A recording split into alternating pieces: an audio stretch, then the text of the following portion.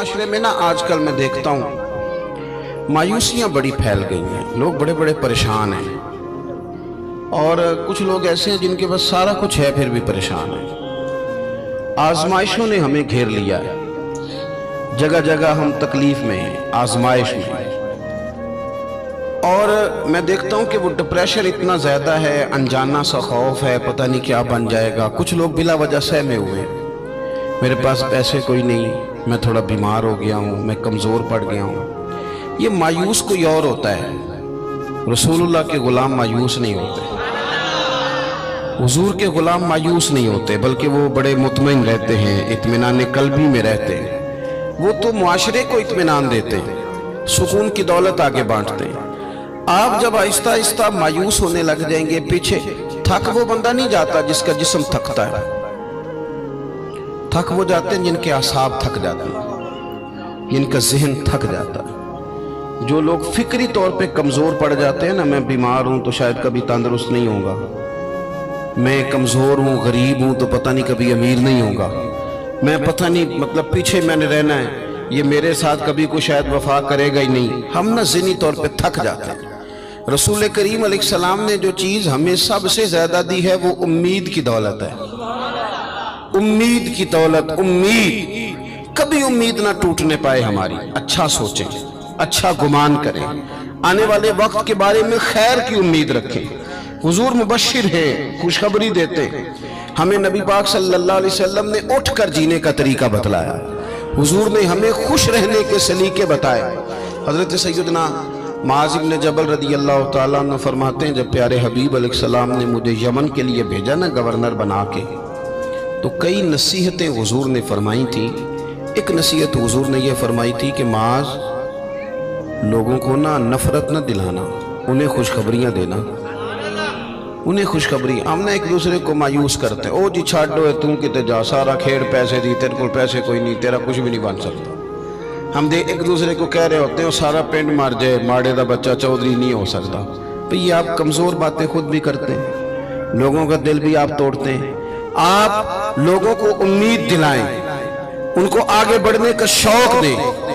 بہت گناہگار آدمی، بہت، میرا مالک جب چاہے، جس کو چاہے، جس وقت چاہے اور جس وقت وہ چاہے، کسی لتھڑے ہوئے کو اٹھائے، توبہ کی توفیق بھی دے اور اپنا قرب خاص بھی عطا فرمائے۔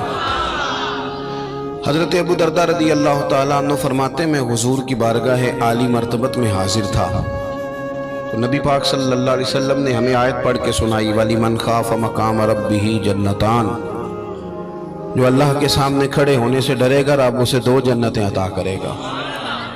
تو حضرت ابو درداء رضی اللہ تعالیٰ عنہ عرض کرتے ہیں، حضور وہ بندہ چور ہو، زانی ہو، اور اس نے بڑے بڑے گناہ کیے ہو معاذ اللہ، پھر بھی ڈر جائے تو اللہ 2 جنتیں دے گا، بہت بڑا مجرم ہے۔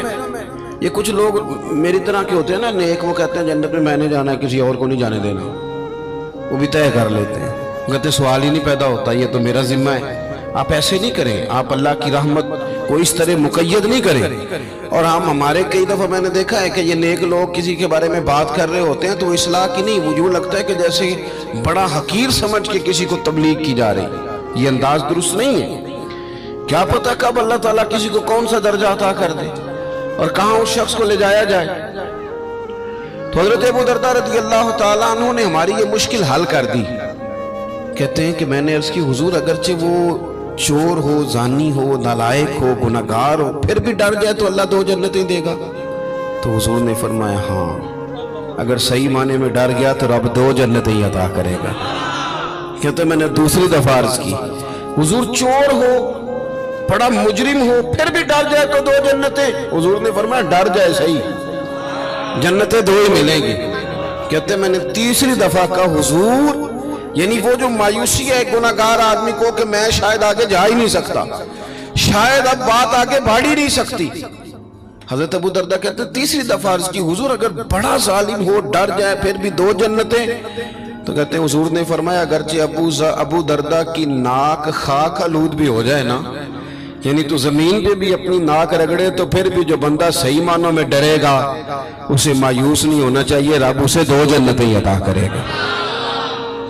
हुजूर ने हमें खुशखबरी दी आगे बढ़ने। हम जब बैठते हैं ना तो गलतियां डिस्कस करते हैं, कोताहियों पे गुफ्तगू करते हैं। हम अपने दोस्तों की, रिश्तेदारों की, गली मोहल्ले वालों की गलतियां, फिर थोड़ा आगे बढ़ते हैं तो हम सियासतदानों की गलतियां, ताजरों की गलतियां, फिर थोड़ा और आगे बढ़े तो फिर मौलवियों की गलतियां। फिर जब हमारा दिमाग चला तो जिस बेचारे आदमी को सही तरीके से कुछ लफ्ज़ जुमले भी नहीं कहने आते, वो मशाइख की गलतियां नोट कराता फिरता है। बड़ी बड़ी दूर लोग निकल जाते हैं, दूर। आप ये काम नहीं करें।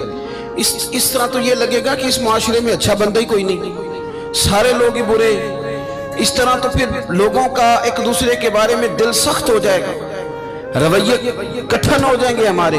हाँ, एक दूसरे की जो देखिए ना, हुजूर ने क्या फरमाया, फरमाया उस्कुरू महासिन मौताकुम। तुम में से जब कोई बंदा दुनिया से जाए तो उसकी अच्छी अच्छी बातों का जिक्र करो। उसकी जो, इसका मतलब ये है कि हर बंदे में कोई अच्छी बात है ना। हुजूर ने फरमाया अच्छाइयों का जिक्र करो, तुम जमीन पर अल्लाह के गवाह। आप अच्छी बात लेके आएंगे, खुशखबरी, और बड़ी जल्दी घबरा नहीं जाएंगे कि ये लोग सही हो ही नहीं सकते जी, पाकिस्तान का कुछ नहीं बन सकता जी, ये इस यहाँ के लोग नहीं, भैया आपने कैसे बात कर दी, इतनी जल्दी आप इतनी दूर निकल गए। हजरत ज़ैद बिन हारिसा रदी अल्लाह तआला अन्हु फरमाते, मैं ताइफ के सफर में हुजूर के साथ था। मक्के वालों ने बात नहीं मानी, हुजूर को बड़ा परेशान किया, तो महबूब पाक का इरादा एक करम हुआ कि मैं ताइफ जाके ना लोगों को दीन की बात बताऊं।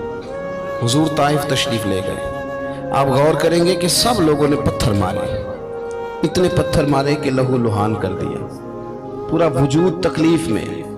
हुजूर वहां से बाहर निकले।